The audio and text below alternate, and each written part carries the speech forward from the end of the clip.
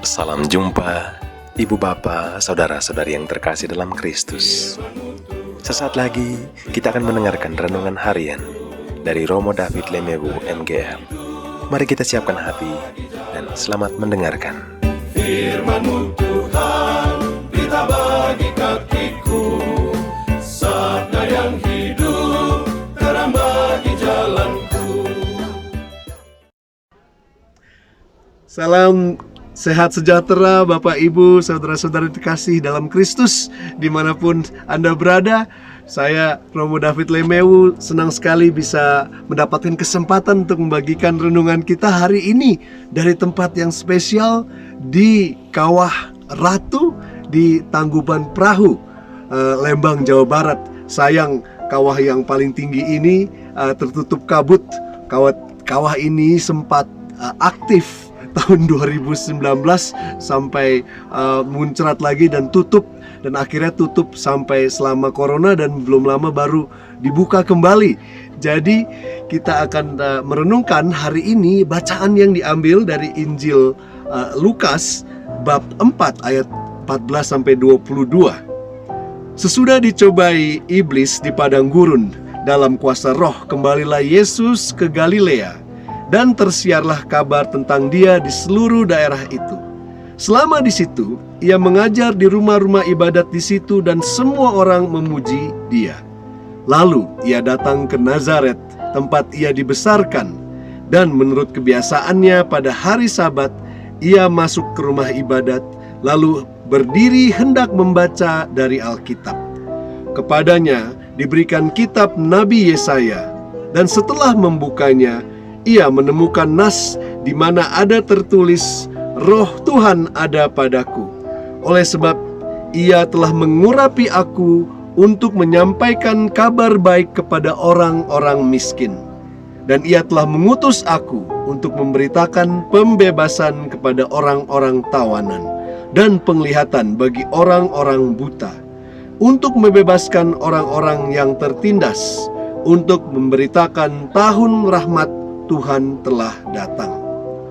Kemudian Yesus menutup kitab itu, mengembalikannya kepada pejabat, lalu Ia duduk.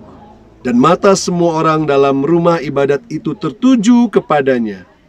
Lalu Yesus memulai mengajar mereka, katanya, pada hari ini genaplah nas tadi sewaktu kamu mendengarkannya.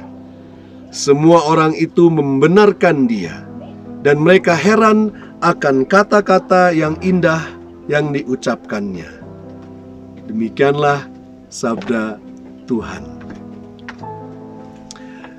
Saudara-saudari terkasih dalam Kristus, orang-orang yang mengenal Yesus, yang datang dari berasal dari satu desa bersama dengan Dia, sempat takjub mendengar apa yang Dia katakan.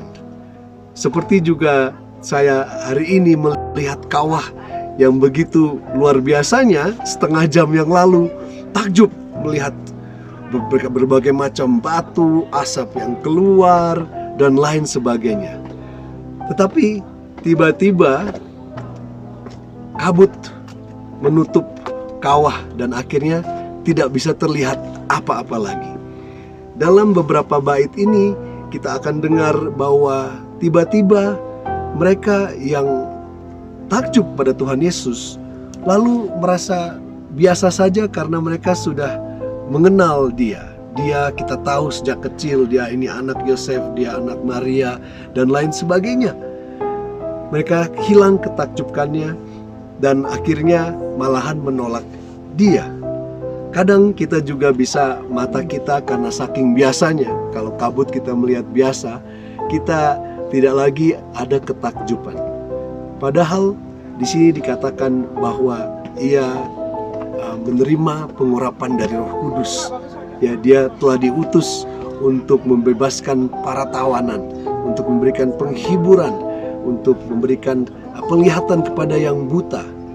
Saat kita dibaptis, kita juga menerima pengurapan. Ya, kita diangkat menjadi seorang nabi, seorang raja, seorang imam. Ya, seorang nabi itu diutus untuk memberikan kabar baik. Seorang raja itu raja yang berkuasa, dan dia berkuasa untuk memberikan pembebasan. Seperti misalnya Presiden Jokowi memberikan amnesti. Waktu itu ada 7 orang yang dihukum mati, dan salah satunya karena mereka dihukum mati karena mereka adalah drug dealer ya, menyebarkan narkotik dan semua narkoba. Tapi ada satu ibu yang masih punya anak, akhirnya menerima amnesti, dibebaskan. Dan juga seorang imam yang menjadi perantara mendoakan ya. Nah, kita juga diangkat saat kita dibaptis. Kita mungkin tidak sadar bahwa kita juga nabi, kita juga raja, kita juga seorang imam yang mempunyai kuasa, tugas kalau kita tahu bahwa Roh Kudus ada pada kita. Tapi kita terbiasa oleh hal-hal itu. Kita terbiasa bahwa dibaptis itu sesuatu hal yang biasa saja ya. Sama seperti Tuhan Yesus dianggap biasa saja oleh orang-orang dari desanya. Tapi kita harus mengingat lagi bahwa martabat kita yang datang juga dengan tugas yang mulia itu adalah sesuatu yang menakjubkan.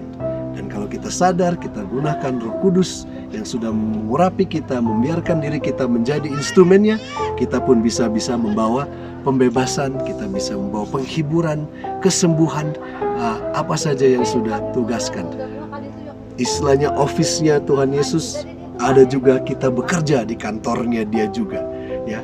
Apa yang dia ingin terjadi, bahwa tahun pembebasan, mungkin tahun 2022 adalah tahun di mana kita bebas corona, tapi bukan hanya corona saja penindasan kita ya, segala macam kita kadang-kadang terikat. Kita mau Tuhan membebaskan kita, dan kita juga mau menjadi sumber pembebasan, sarana pembebasan bagi saudara-saudara kita yang membutuhkan.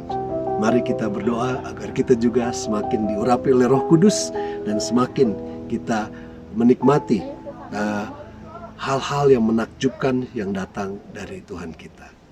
Tuhan berkati. Salam damai.